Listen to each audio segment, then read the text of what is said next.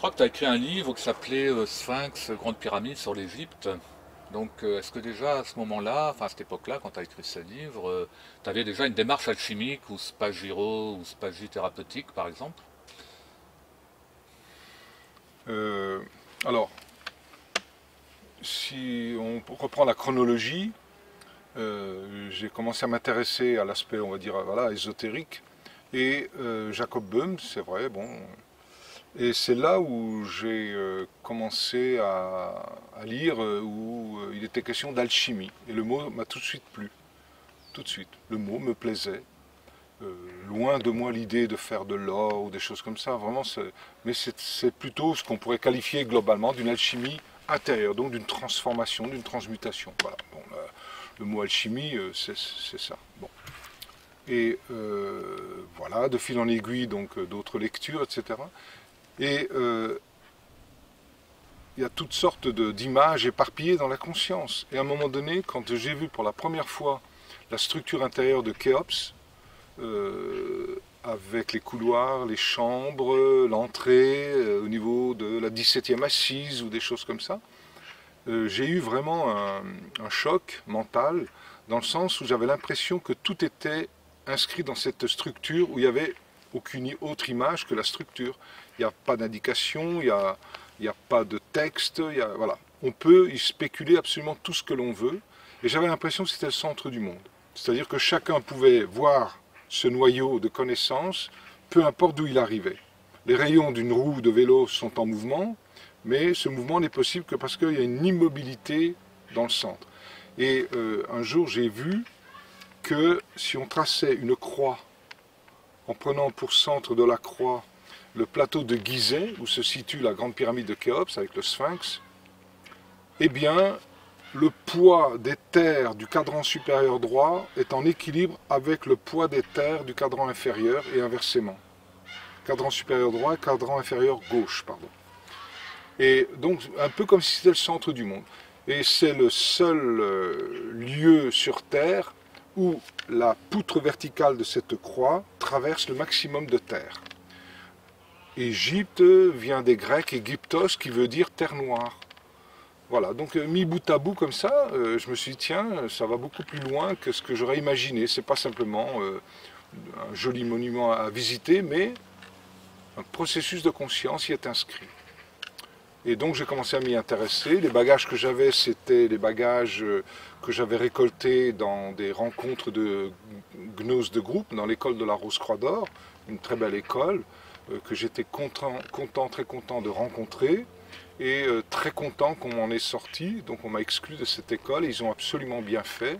J'ai été les remercier par la suite, et je dis ça sans aucune sous-entendu, mais vraiment de tout cœur, je les remercie. Et donc, dans ce cadre-là, dans ce cadre, on va dire, rosicrucien, mais plutôt coloration gnostique, puisque cette école a pris la succession, on va dire, sur le plan extérieur, en tout cas, du travail des Cathares, 700 ans plus tôt, eh bien, ça m'a permis de localiser des processus de conscience à l'intérieur de la grande pyramide de Khéops. Et je me suis rendu compte que ça parlait, chambre du roi, chambre de la reine, chambre souterraine, ça parlait de l'homme. Et donc à partir de ce moment-là, c'est une structure qui ne m'a pas quitté.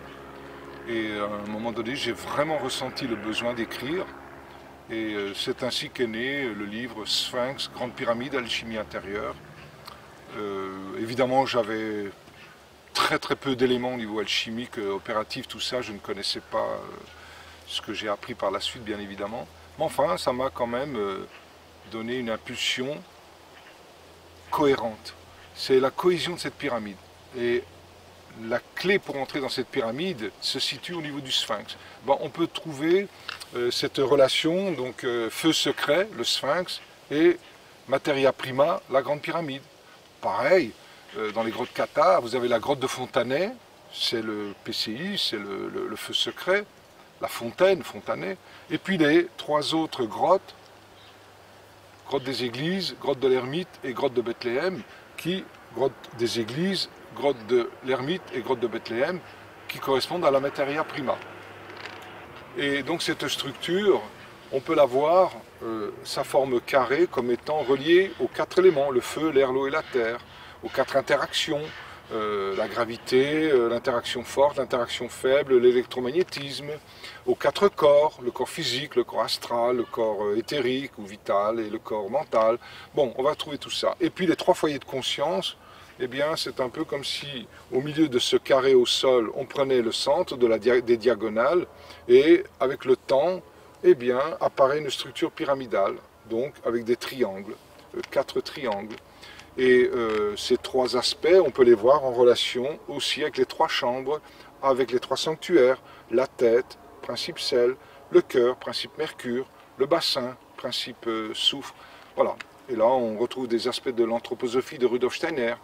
Il faut savoir que l'école La Rose-Croix d'Or est quand même issue des pays hollandais, là, germaniques, et Steiner aussi. Donc il y a quand même un courant comme ça, spirituel, assez intéressant au niveau de l'ésotérisme, voilà, que j'ai beaucoup apprécié, effectivement. Enfin bon, cette structure de Khéops m'a donné une cohésion dans mes recherches. Et on peut faire aussi un parallèle entre Feu secret Materia Prima, Sphinx, Grande Pyramide, avec la Grande Place de Bruxelles. Le Mannequin Peace, comme le Sphinx, et la Grande Place de Bruxelles comme la Grande Pyramide. Voilà, on va toujours trouver cette relation au niveau d'un processus alchimique. Mais ça, je ne l'ai pas découvert à ce moment-là, c'était bien après. Alors peut-être que ce qui serait intéressant, ce serait de voir concrètement ce que peut représenter la structure intérieure de Khéops sur le plan initiatique, en relation par exemple avec les arcanes du tarot, en relation avec les lettres hébraïques, en relation avec les arbres alchimiques, etc., etc. Donc ce que je me propose de faire, voilà, c'était pas prévu, mais finalement, ben voilà, on va le faire, donc ça veut dire que c'était prévu quelque part. On va aller chercher le paperboard. Hein. Ok, d'accord. Voilà, on fait comme ça. La grande pyramide de Khéops, eh bien, est la plus grande des 3 pyramides du plateau de Gizeh. La pyramide de Képhren est plus dans un processus de ce que nous appelons la culture de la personnalité. Ça s'adresse essentiellement à l'aspect cœur et à l'aspect tête. Par contre, sous le diaphragme, tous les aspects magico-occultes ne sont pas visités. Donc c'est culture, culture, culture. Et à un moment donné, à force de cultiver, de nourrir par l'espoir de l'au-delà, eh bien l'être veut y aller voir. Donc il rentre dans un deuxième processus initiatique qui est un processus appelé par Jan van Reichenborg la division de la personnalité, voyage astral, etc. Et là, ce serait plutôt au niveau de la volonté, au niveau du bassin, c'est la pyramide de Mykérinos, la plus petite. Voilà. Mais la pyramide qui est complète, avec les 3 sanctuaires, chambre souterraine, chambre de la reine, chambre du roi, nous l'avons avec Khéops. Et il faut savoir que cette pyramide-là a été construite avant les 2 autres. Ça veut dire qu'il y avait un processus alchimique gnostique complet, et les 2 autres sont des processus dégénérés. Alors, à un moment donné, donc ici, nous avons la possibilité d'entrer dans la compréhension de cette pyramide. Alors il faut savoir que la clé reste le sphinx, qui est du côté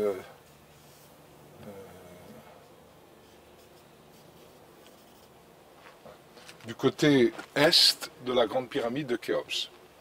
Le sphinx, c'est quoi? C'est une figure en pierre calcaire, donc périssable, qui s'effrite avec le temps. Le côté tête, on pourrait voir le côté lumière, côté humain. Et l'aspect corporel est plutôt animal. On pourrait dire que c'est l'ici-bas, cette animalité. Voilà. Les 2 sont en pierre calcaire, sous-entendu, c'est 2 périssables. L'ici-bas, l'au-delà, c'est périssable, malgré tous les efforts, malgré les rituels, malgré les mantras, c'est du périssable. La preuve que c'est du périssable, c'est que ça a besoin d'être alimenté. Donc, toute démarche spirituelle où il faut prier, où il faut méditer, où il faut faire toutes ces choses, prouve qu'on n'est pas dans l'absolu, puisque ça a besoin d'être nourri. Ces dieux qui ont besoin d'être nourris, ça ne peut pas être l'origine. la rencontre de ces deux mensonges que sont l'au-delà, l'ici-bas, au niveau du sphinx, allume une vérité et qui est symbolisée par une plaque de granit qui se situe au niveau du sternum du sphinx. Derrière cette plaque de granit, il y avait, c'est dans des anciens écrits, une porte et qui mène dans les sous-sols, ici, dans les sous-sols de la grande pyramide de Khéops, notamment au niveau de la chambre souterraine. On pourrait dire que ces prises de conscience sphinx se font inconsciemment. Ça peut être des rêves qu'on oublie le matin, etc. C'est comme s'il y avait des flashs de conscience entre cette dualité de l'être qui est posé dans le désert, dans la stérilité, qui crie dans le désert, un peu comme Jean, et des flashs qui nous permettent d'avoir des contacts avec quelque chose qui est au plus profond de nos inconscients, c'est-à-dire le bassin. Qu'est-ce qu'il y a dans notre bassin? Il y a aussi la sexualité. Il y a un couloir ici qui fait environ 16 mètres de long. On n'a pas pu le visiter parce que c'était fermé. Enfin, c'est une galerie qui n'est pas plus haute que ça, qui pourrait exprimer la sexualité. Sous-entendu, dans la démarche initiatique, l'être doit garder sa sexualité. Ce n'est pas un problème. Pourquoi? Parce qu'il n'en fait pas un problème, tout simplement. Dire que la sexualité n'est pas un problème, beaucoup comprennent, moi le premier, je comprenais comme ça étant jeune, mais qu'il fallait l'éliminer, comme ça on n'avait plus de problème. Non, pas du tout. C'est de la vivre comme on peut, c'est là où il n'y a pas de problème. Alors ici, on pourrait voir que ce couloir-là, la sexualité, eh bien, il y a un espace qui lui est donné, mais c'est un cul-de-sac. Voilà, donc, le problème de la sexualité, c'est réglé. On a le droit, mais quoi que l'on fasse, qu'on soit heureux, frustré, d'en jouir, etc., ça s'arrête. C'est pas libérateur. On est toujours soumis à quelque chose. Ça ne veut pas dire qu'on ne doit pas l'expérimenter. Voilà. Et il y a ici un couloir descendant qui fait environ 23 ou 24 degrés, je ne sais plus, qui correspond d'ailleurs à l'inclinaison de l'axe terrestre. Depuis qu'il y a eu cet énorme astéroïde de la surface, du volume de Mars, plein de fer qui est venu en collision avec la Terre, qui a dévié la Terre, mais qui depuis la Terre maintenant a des cycles, et il y a du fer et du nickel à l'intérieur. C'est peut-être pas un hasard si dans certaines voies alchimiques pratiques, on va utiliser Mars, c'est-à-dire le fer. Bref, cette inclinaison, c'est ce qu'on appelle le couloir descendant. Voilà. On pourrait dire que ce processus qui se déroule là est un processus d'approche, mais complètement inconsciente. On le vit, mais on ne le sait pas. Puis un jour, sur un plan extérieur, on rencontre une personne, on rencontre un bouquin, voilà. Et là, tout d'un coup, ça nous parle. On dit, je ne comprends rien, mais ça m'a l'air juste, cohérent. Et pourtant, j'y comprends.